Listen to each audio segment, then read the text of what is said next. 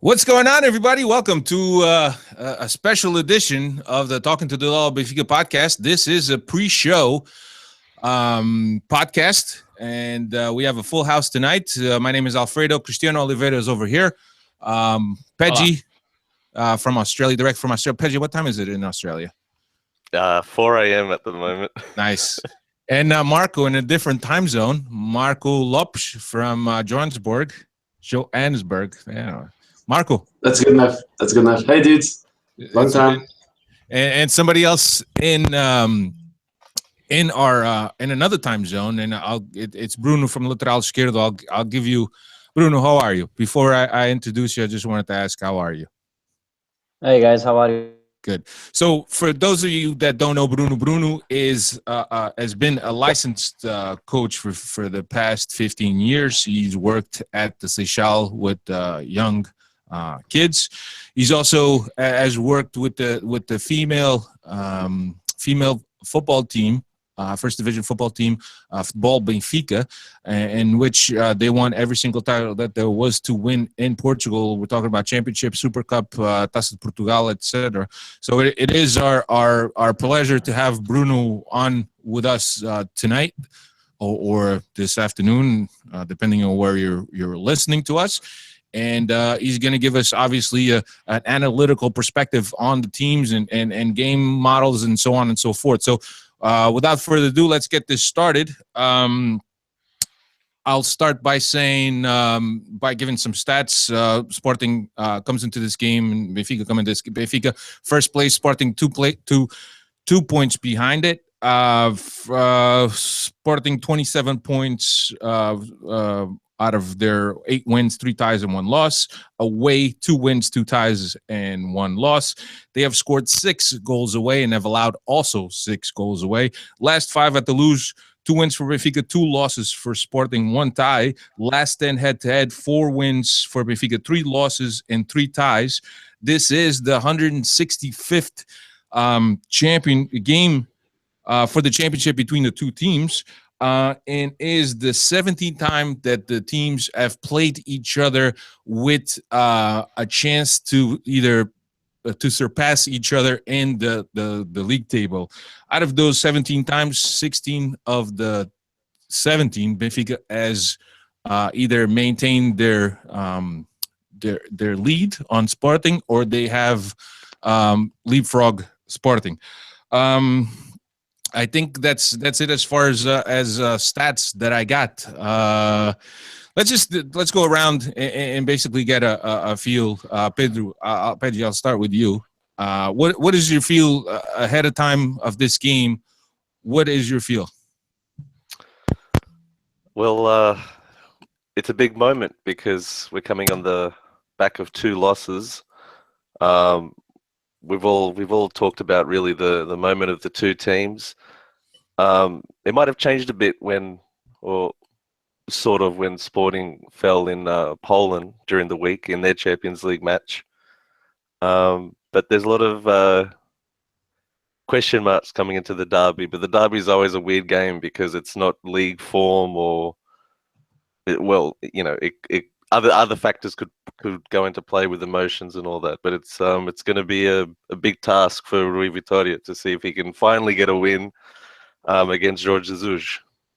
Yeah, Marco, what are your feelings? I know that you follow Liverpool quite closely and Benfica also close, but from a perspective, and I know that Benfica is perhaps a newfound love, not as new as a lot of people think, but it is something somewhat of recent to you. I would say probably 10, 12 years. What is your feeling heading into derbies like this? Are you nervous at all? I think the worst thing that could have happened this week is Legia beating Sporting in the Champions League, because I think it gave a lot of impetus to Sporting to put a lot more pressure on Jorge Jesus. And I think the mentality around the way they're approaching this game is going to be a lot more severe, in the sense that, yes, fair enough, Jorge Jesus is probably the best coach in Portugal, and we all accept that and we understand that, even though we're not particularly too keen on him at the moment. The reality is that, the guy is not really delivering on a lot of the promises that have cost Sporting a lot of money. So the fact is that this is a massive kind of game for him to win.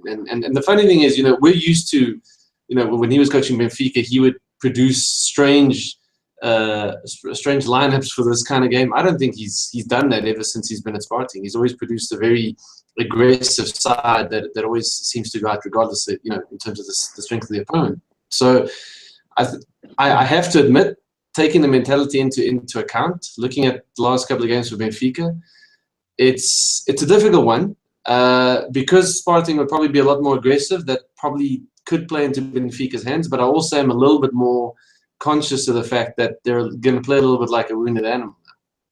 Yeah.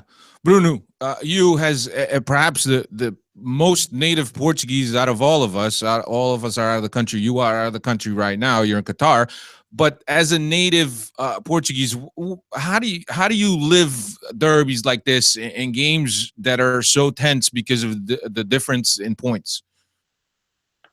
Well, these games are the games that we want and we are hoping for the whole year, because you can get bragging rights at school. It's easier to live for the rest of the month if your team wins against the other one.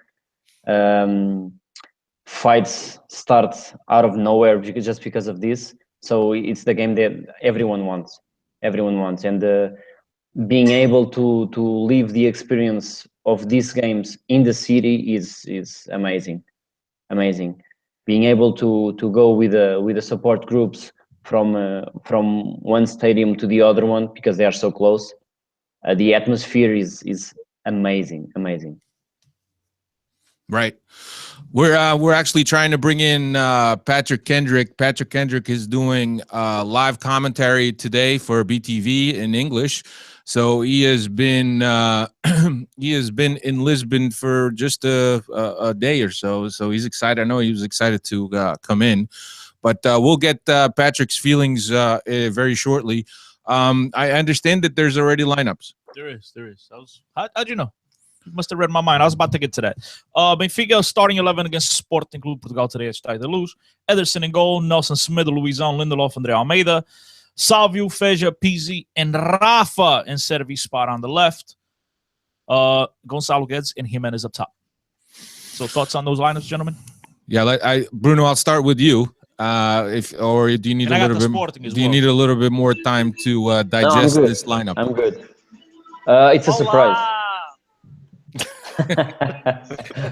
Hey guys, it's a surprise. It's Patrick Kendrick. Well, Bruno, let's just put it a hold real quick and get a thing for Patrick Kendrick. As you guys can see him, Patrick Kendrick is in the stadium. Patrick, how are you? I'm great, thanks, Alfred. I'm struggling to hear you, so I'm going to shout. If I'm shouting, I apologize to everyone. But great to see you guys in the ground as well. Although there's a few more people in this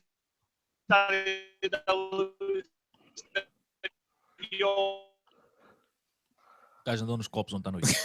Yeah, we're having a little bit of difficulty. Obviously, Patrick being at Estádio da Luz.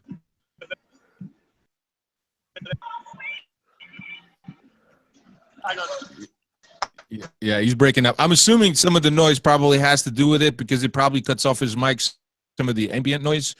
But as you can see, Patrick is in his spot on the commentating booth, and he's ready to go. And he's still going.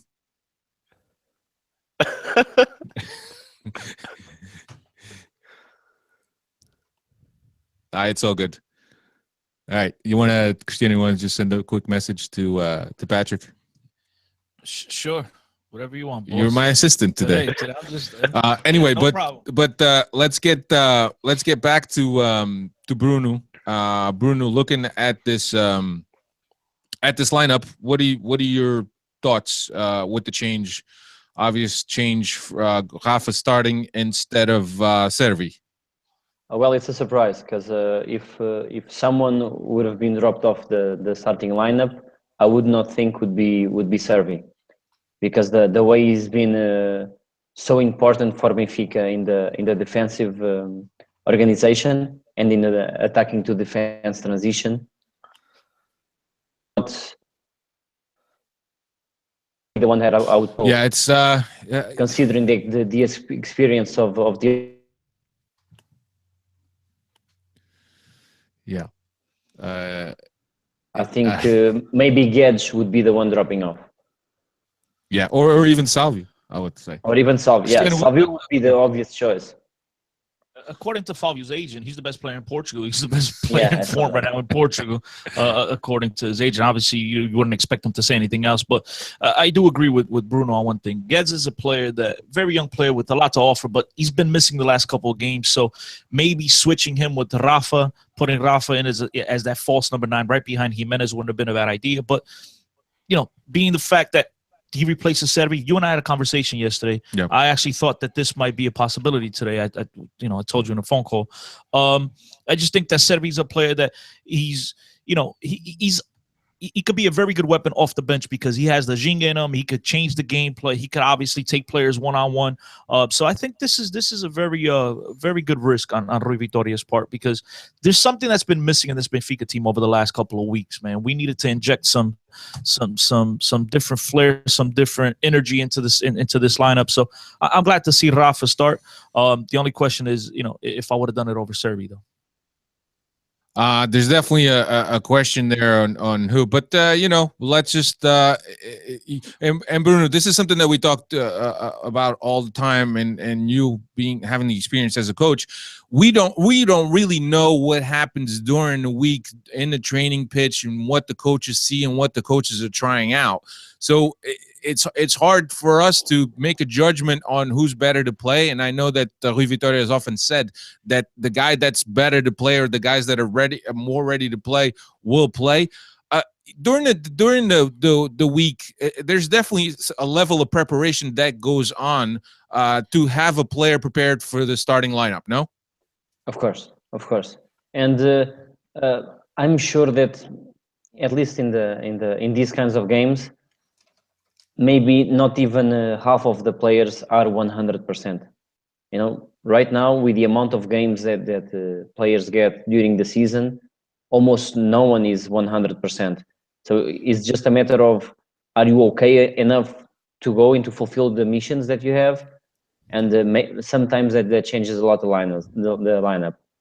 Rafa has been getting some minutes, so he's supposed to be ready at least for 60 minutes. And I'm sure he's going to try that. And once he's not capable enough to do it, Servi will probably get into his place. During the week, I don't know how Rui Vitoria works, but usually what happens is you start to get hints on who is going to play based on the decisions and the players you choose on the offensive organization exercises and every other thing. You start to get prepared for it. And although most of the coaches only say the starting lineup even the day before or during the day of the match, most of the players already know if they're going to play or not based on what's been happening during the week. Bruno, these are the games that the guys practice for. These are the games that the guys sign for Benfica to play in these monster games. Like Pedri said, you throw form out the window, you throw health out the window. These players, if they're, like Bruno says, anywhere relatively close to playing form, playing shape, they're going to play in these big games. I'm going to hand out right now. I'm going to let you guys know about the Sporting lineups. Rui Patricio in goal, João Pereira, Coates, Semedo, Ziegler. On the left, Gelson, William, Adrian, Bruno Cesar, Brian Ruiz, and Bas Dost up top. So nothing. All that noise about Adrian and Gelson not, might missing this big derby today. All that noise about that, obviously that gets put down. So because these guys are in the starting lineup today.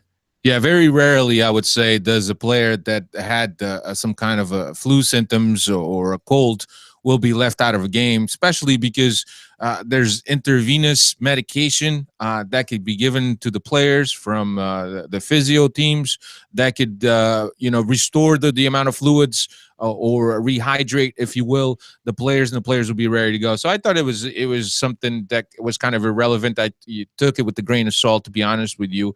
But, as we see, nothing different here from Sporting. Bruno, you want to take a stab at Sporting and with this lineup? Really, what is the idea behind this lineup? And this, I mean, we've seen this lineup time and time again as long as they're healthy. What is really the game idea from JJ? I think, these players play because they are the ones who give him the most warranties to perform the way he wants. And I would pick up the things that Steve said in the last podcast. They will probably take advantage of Gelson versus Andre Almeida. They will probably try to block the build-up from Lindelof, and they will probably try to create a 3-against-2 situation in the midfield between Bruno Cesar, Adrian, and William versus Face and Pizzi. So it will be interesting in there, and at the same time, if we see it in the Benfica side, our right side will probably do some damage, because even though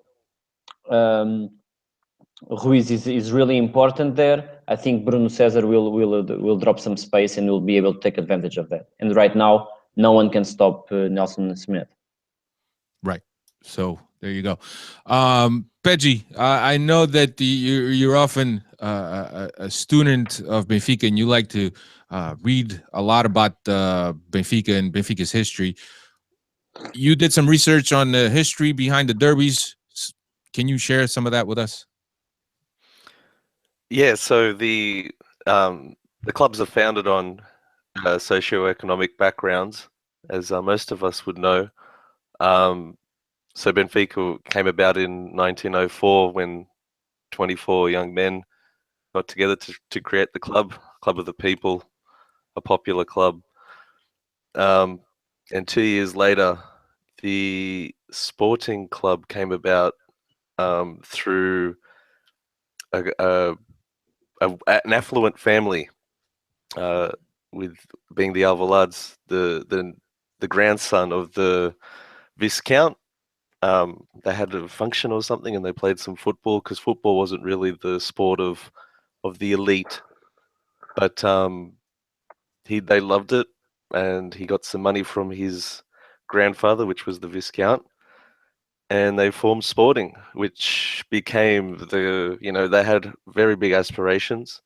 They had grass fields and bathrooms and kitchens, so they were very well off, so to say. And the derby really kicked off a year later after Sporting's foundation, when 8 Benfica players were in their lineup, and when we faced them. So I think that's the real genesis of it, and it's 100 years later, both sets of fans have kind of gone.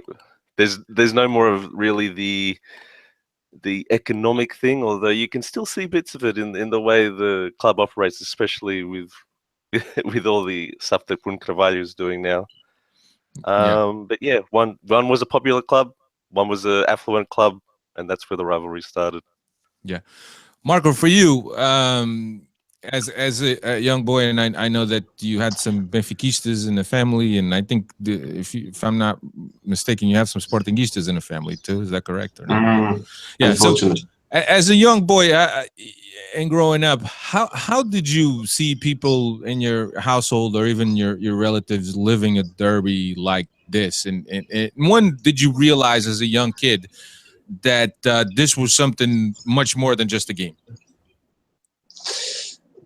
More recently, because I think the funny thing is, because unfortunately where I live, the games haven't always been accessible, and you were talking earlier about me following Benfica being much more improved in the last few years. It's largely because of the fact that I discovered streams, the internet, and being able to watch the games that way, as opposed to waiting for someone to buy up the rights here. So, but the funny thing is with the Sportingistas, all they moved to Portugal, and I only really started becoming aware of it once we started having all these spectacular Facebook fights, because, I mean, no, it's insane, right? Because they'd be moaning about some of the dumbest stuff.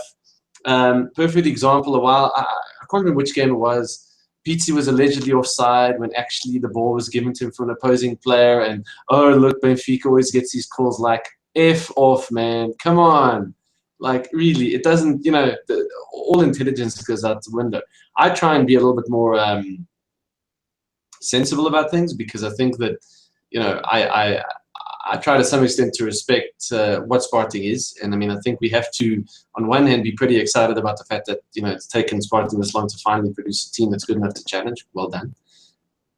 But at the same time, I think that it's always you try and look at it around trying to be sensible versus irrational. And I guess for me, it's funny. I've always experienced irrationality on both sides, because even my dad will also, like today, he came over by my house. He was talking about how, no, Andre Almeida will deal with Gelson very easily. He's a lot more confident than me, but that's fine. These are the dynamics of things that you experience. Yeah. What about you, Cristiano? When did you realize that Sporting Benfica was more than just a regular game? I was a little kid. I was in school in Portugal, and 84, 83, maybe Bruno will help me out with this. And Sporting beat Benfica, I believe it was like 7-1. And I did not hear the end of that, man. And it was just, I was very young. I might have been in first grade or something. And like Bruno said, the fights in the playground, it was chaos. And so ever since then, I never forgot that one. That's the first memory I have of Sporting. Yeah, was that 7-1 whooping? Unfortunately, absolutely. My family is Benfiquista. I never really had an inkling, but I did have friends in the playground that were Sportingistas. So that's when you realize that it's much more, because the club and the love that you have for the club and the following, even though that you're still too young to understand it. There's a thing that you see how your parents behave, your relatives behave, defending the club and talking crap about the other club. So that at one point you're gonna make a stance. This is how I'm different from you. I'm from Sporting, you're from Benfica, and then I think that's where you reach the conflict and the ideals separation. I think is from what you hear at home as a young kid. But let me see what I know that Timo is on in the grounds. We're gonna try to connect with Timo. But Bruno, I just wanted to pick up something that you had mentioned before, that a lot of the coaches don't reveal the starting 11s until either the day before or a few hours before the game. And I'm assuming that has to do a lot with not wanting to add pressure to a player who might not be ready to handle that pressure.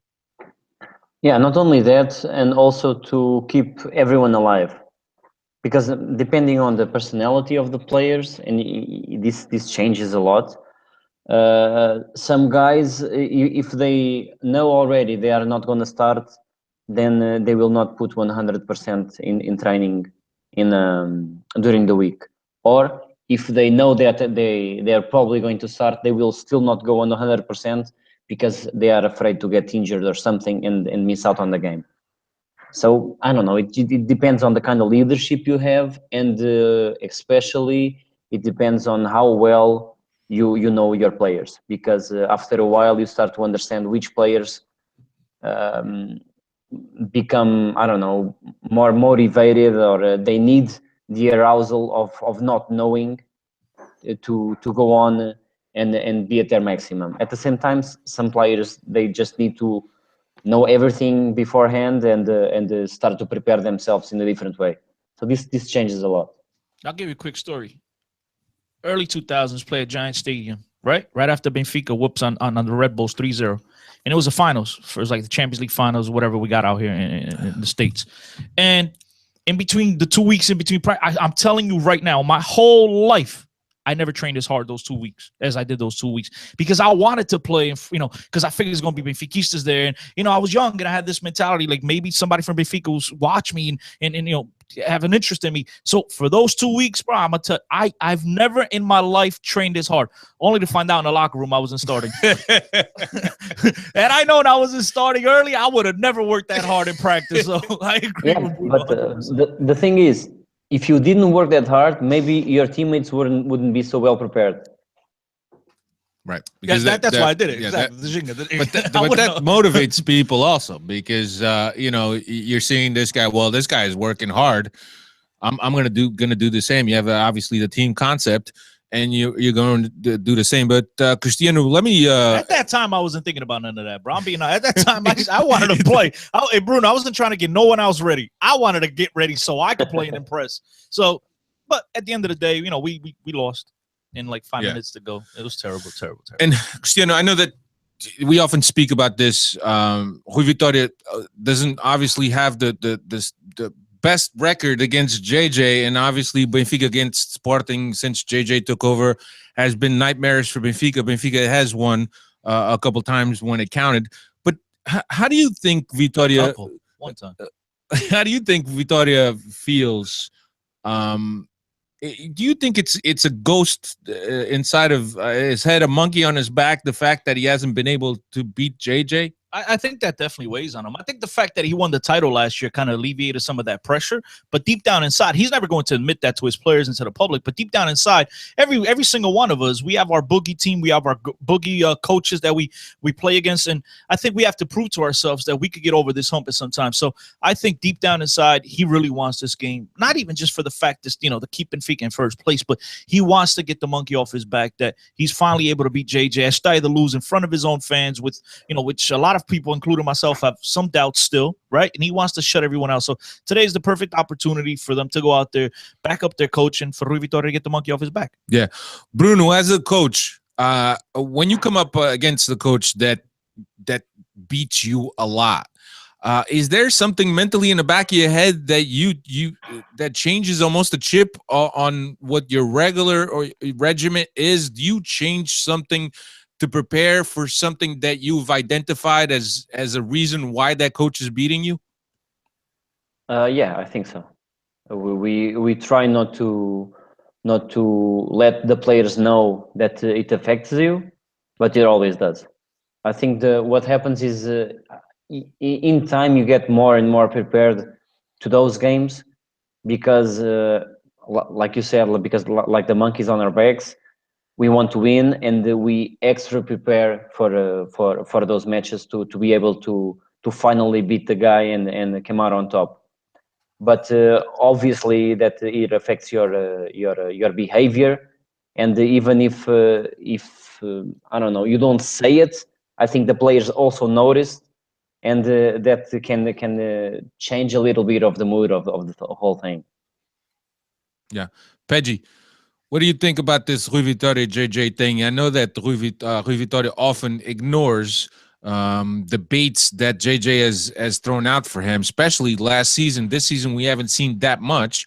But do you think this over time, this affects Vitória mentally, or do you think that what the message that he puts out for the people and for the media, do you think that's Vitória's way of handling the situation behind closed doors? I think the barbs that JJ has been throwing, especially at the beginning of last season, like he really made that a project of his to really shut down Rui Vitória, and when our form at the beginning of the season was terrible, and he was saying things like, my team is there, but the brain isn't in the middle of the field, and things like that. And at one point, when, correct me if I'm wrong, but Rui Vitória said, and I don't even know if it was a direct response to JJ, but he was saying that I'm not here to be, eaten alive, basically.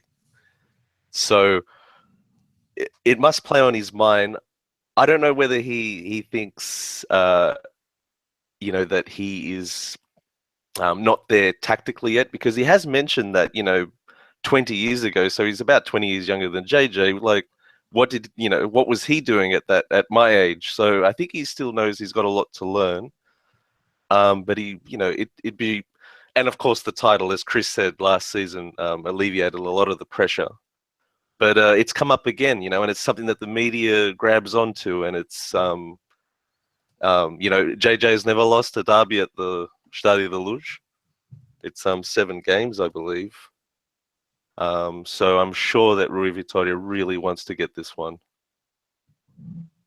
Yeah, absolutely. I think that, and we have seen some improvements overall, especially we talk all the time about Rui Vitória playing the big games. And still a huge question mark, though. It still is a question mark, but we saw a little bit of an improvement against Porto. And now we have Timo. Timo, what's going on, my brother? I'm going to have trouble hearing you. Okay, just give us an overall feeling of what the atmosphere is.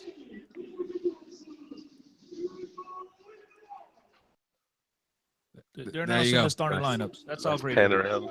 Yeah, it's a pretty packed house, if I may say so. It's already well composed. There's still some seats that need to be filled, but we already see some things.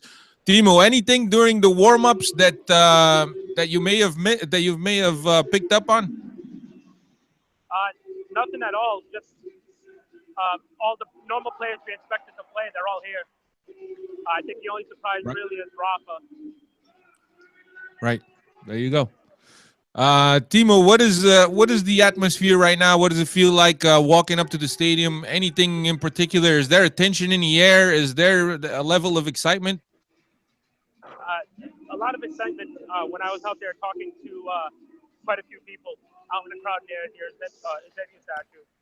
A lot of people all just saying that, it feels different today, they're going to win.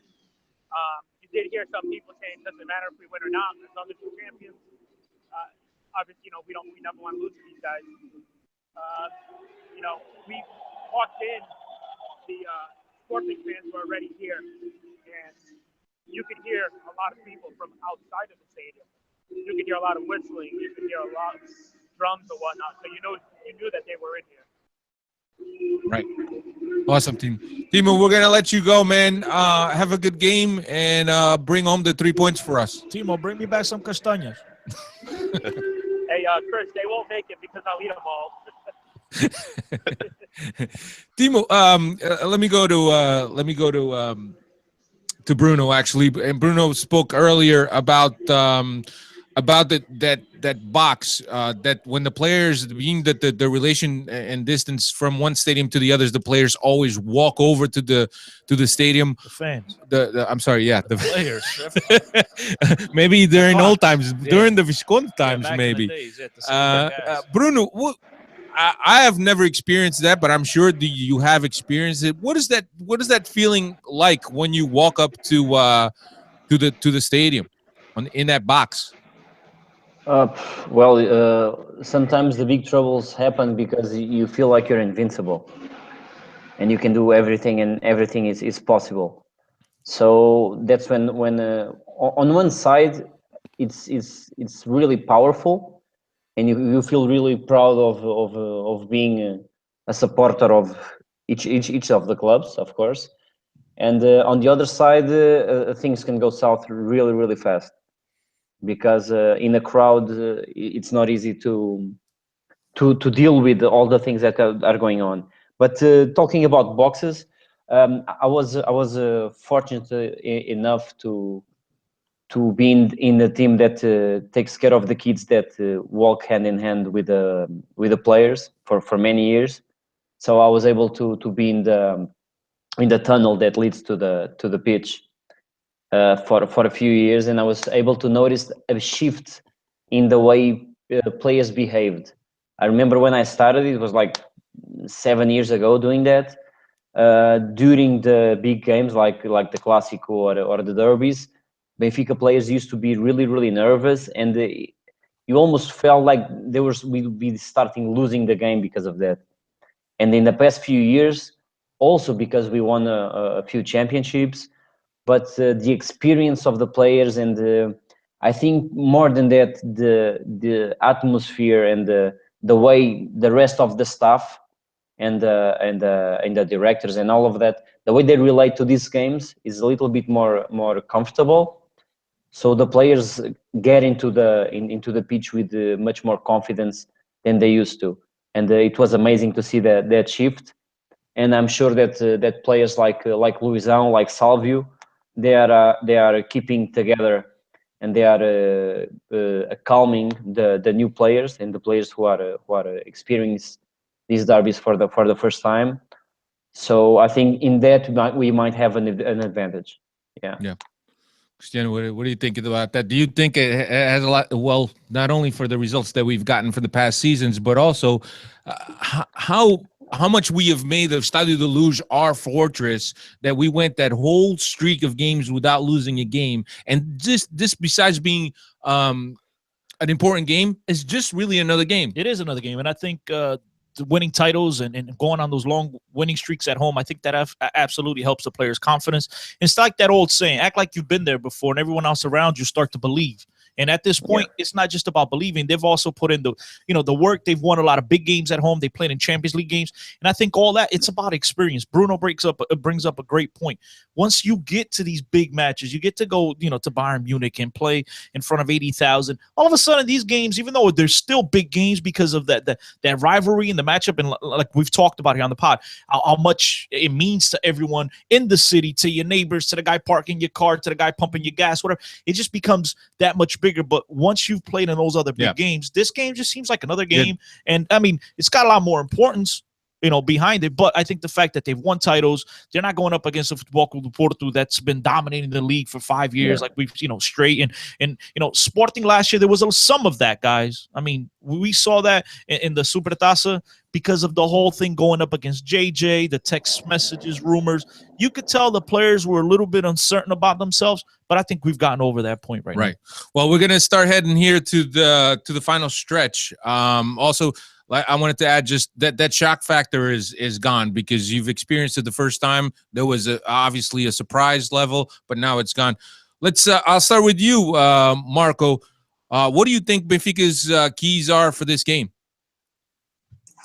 I think a lot of it is about nullifying the strategy that Sporting obviously going to try and employ. So if they're going to try and bring a lot of attention to those overloads, as Bruno said earlier, and Steve said last week, I'd like to think that because of the way that Rafa is inclined, he's going to want to come in field more and try and support and almost form that three-man midfield a little bit, just because that might make a lot more logical sense in terms of how it all blends together.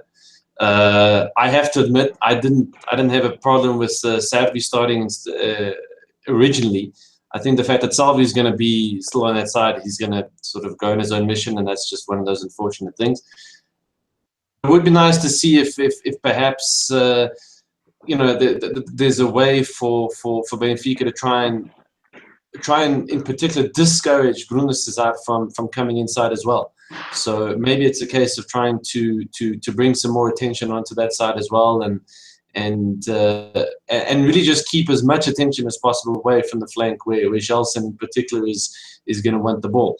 The problem is that obviously Sporting have a lot more of the ball than the usual visitor to the stadium. So I think the other key thing for me is how Benfica play in transition, because if Sporting get a little bit impatient, it might be quite important to see if those transitional balls are accurate and that play is quick enough and effective enough to open up opportunities. The fact that you're starting with Jimenez option of using that speed, because now you've got a lot of guys who are very quick and can run with the ball, and maybe that's the strategy. Maybe it's an idea of saying, okay, fine, let's hook onto those guys who have a bit more pace and legs about them and try and get them onto the ball early in a transition. But everything for me is about who starts the attack.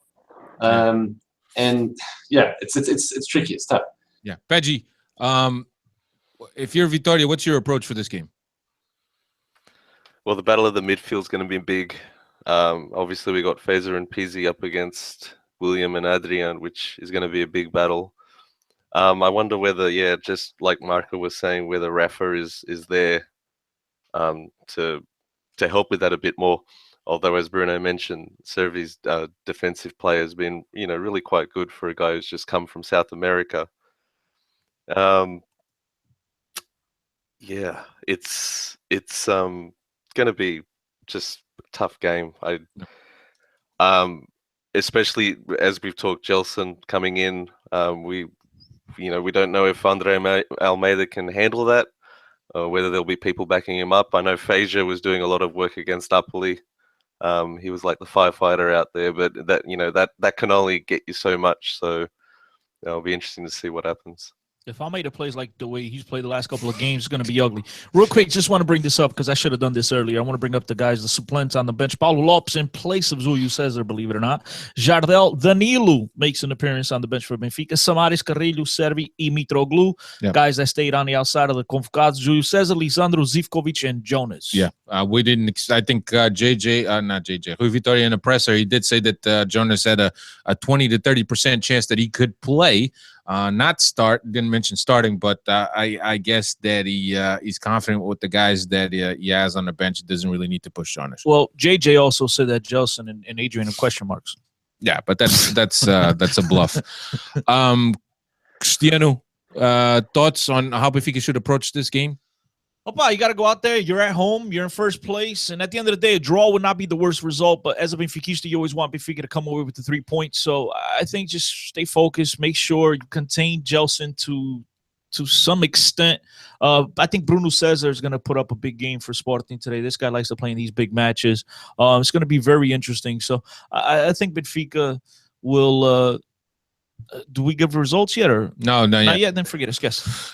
Bruno, just for you last. Do you think Benfica goes on the attack from the get-go because they're playing at home, or do you feel that they will wait for Sporting? I think they will allow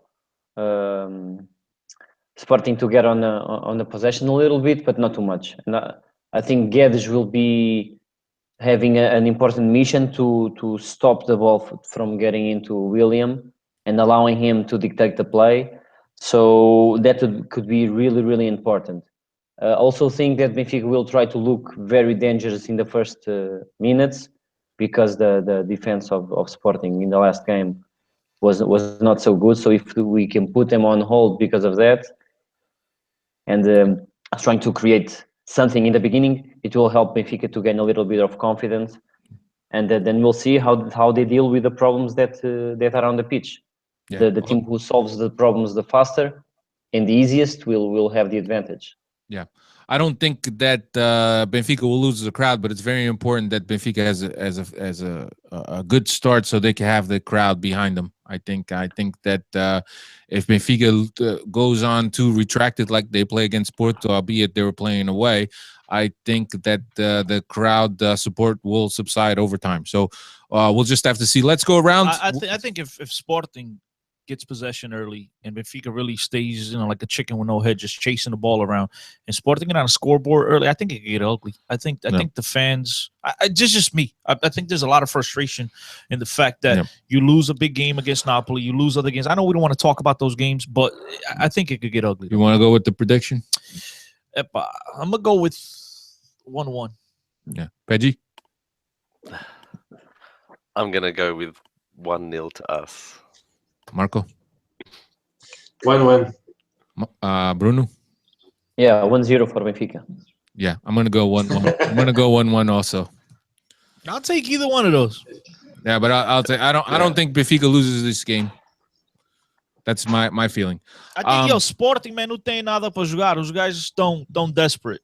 They got knocked out. I mean, they couldn't beat Legia Warsaw. I mean, think about that for a second. They're out of every single major competition with the exception of the Campeonato. Don't tell me that. I mean, maybe the Taça they're still very interested, but they want the Campeonato, man. Bruno Carvalho wants this Campeonato. Who do you think has more pressure to win this game? Sporting.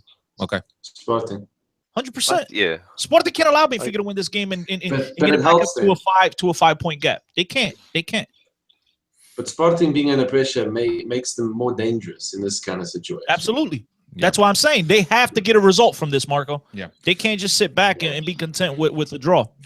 All right, let's some parting thoughts here. We wanted to thank Bruno for his awesome contribution for joining us. You can find him on Twitter at BMRP81. If you're not following him, I don't know what's wrong with you, but you should follow Bruno. You should also follow Bruno. Bruno's part of a podcast, Lateral Esquerdo podcast. It's in Portuguese, but it's a bi-weekly podcast. They are top of the charts as far as sports-related podcasts in Portugal. Number 1 in iTunes. So get on there, check these guys out. Definitely rate them and give your opinion. They're very good. If you're into tactics and if all the types of avenues of the game, definitely check those out. Those guys break everything down, and it's everywhere. Not only Portuguese football, but also international football. Definitely check those out. Marco, thank you very much. I always forget your Twitter handle because you got underscores, you got big letters, you got numbers. Give us your Twitter handle. No, it's changed. You changed it. At Footy ML. It's at listen to ML. Chris. So at FWRTYML. Simple. There you go. And at I couldn't do at FML because it would have been weird. at Pets21, right? Correct. At 10CO10, at Benfica Podcast, at Steve Santos 6, who was desperately trying to be here but couldn't do it. But maybe we'll get him next time.